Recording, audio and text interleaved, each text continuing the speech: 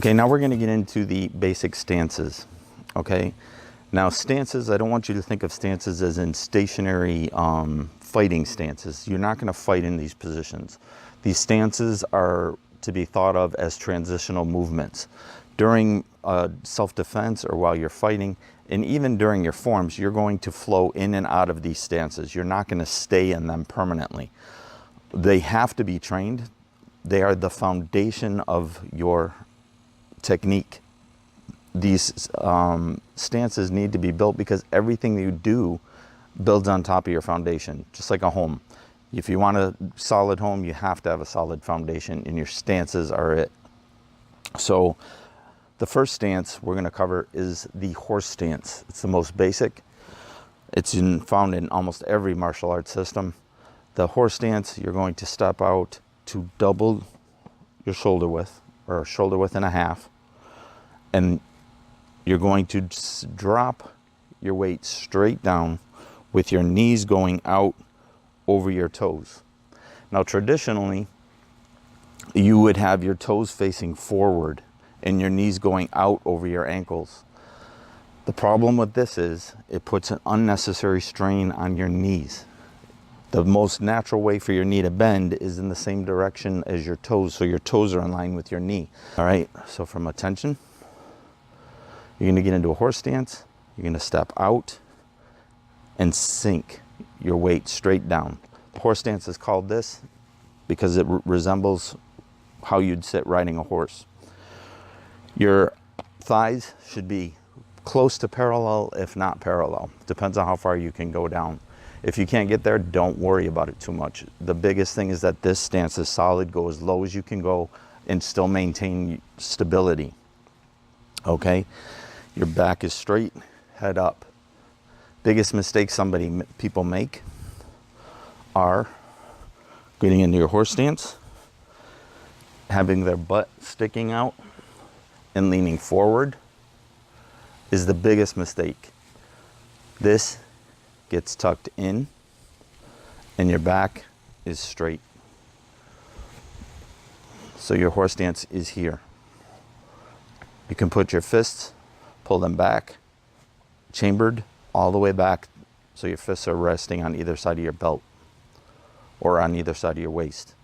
Attention, horse stance. Tailbone tucked in, head straight. This is a good stance to practice at home. You can stand in this during commercial breaks if you're watching TV. You can just stand here for minutes. Your legs will start to shake. This builds the strength and stability in your legs.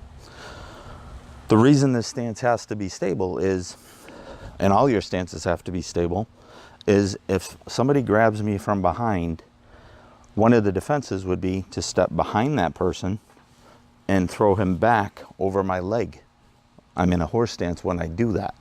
If my stance isn't stable and I go to throw him back, my leg is going to get bowed out. I can either injure my hip, my leg, or I'm going to fall down to the ground with him, and I don't want that. So practice your stances. Make sure they're stable. Make sure you do them right, because they're critical and you're going to come across them in your self-defense movements. The next stance is the front stance. Okay? In your front stance, you can stand in position of attention. You can put your hands on your hips, and you're going to take one step outward. Your front knee, if you look straight down, you shouldn't see your toes. Your front knee is at a 90-degree angle, straight down. Your back leg is straight, and your knee is locked. Okay? And again, you're not leaning forward, you're straight up with your shoulders and your hips facing forward.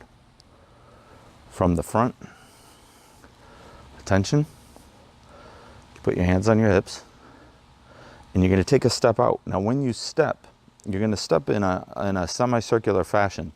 You're going to come out, and then your foot's going to come out to shoulder width. Okay?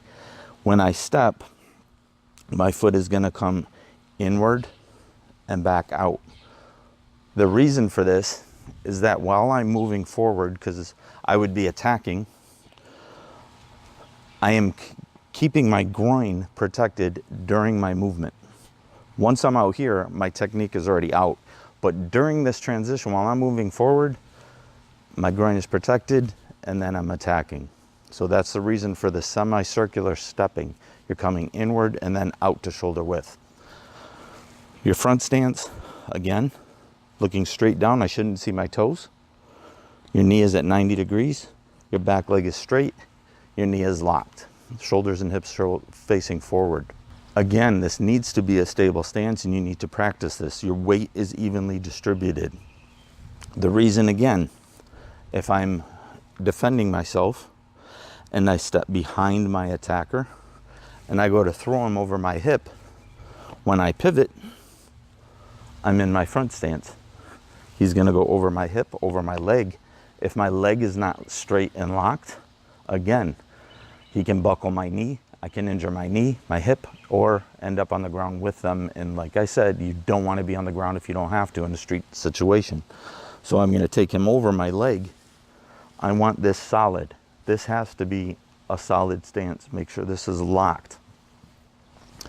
When I was in Korea, my instructor, Master Yun, used to walk around the class while we were doing our basics. And if we were in a front stance, he would just climb up on our back leg. If you were not doing it properly, you went straight to the ground. And thank God he was a small guy and not like some big heavy guy. But he would just put his foot on the back of your knee and just climb right up and stand up straight. So make sure that your stances are done correctly.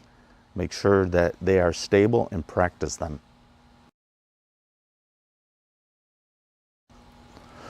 The third stance is the side stance.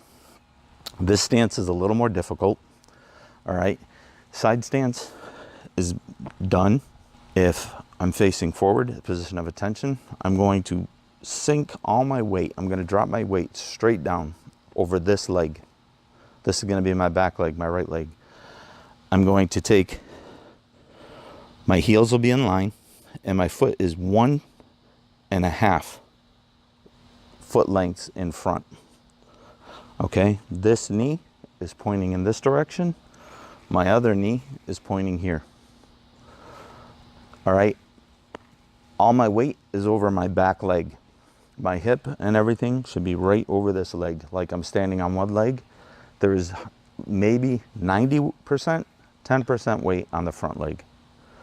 There's no weight on this leg. The reason for this being, if somebody sweeps, they can sweep my front leg and I'm still able to stand, or this leg is able to kick in retaliation. So from here, all my weight is back.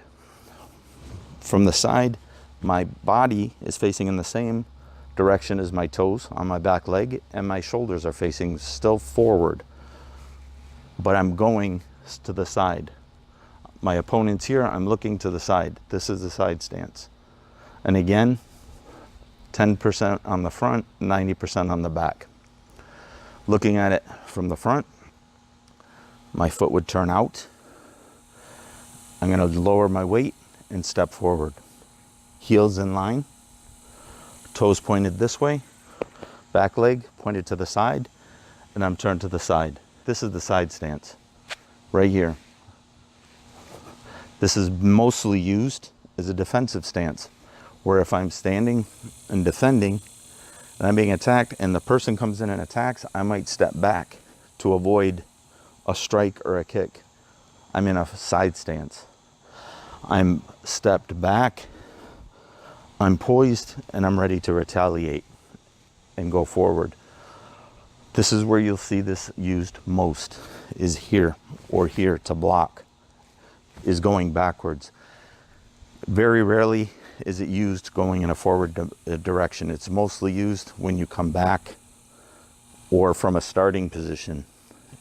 If you were to stand and you're setting up to do something, whether it's a kick, you may be able to, you would draw this leg back and prepare to defend yourself.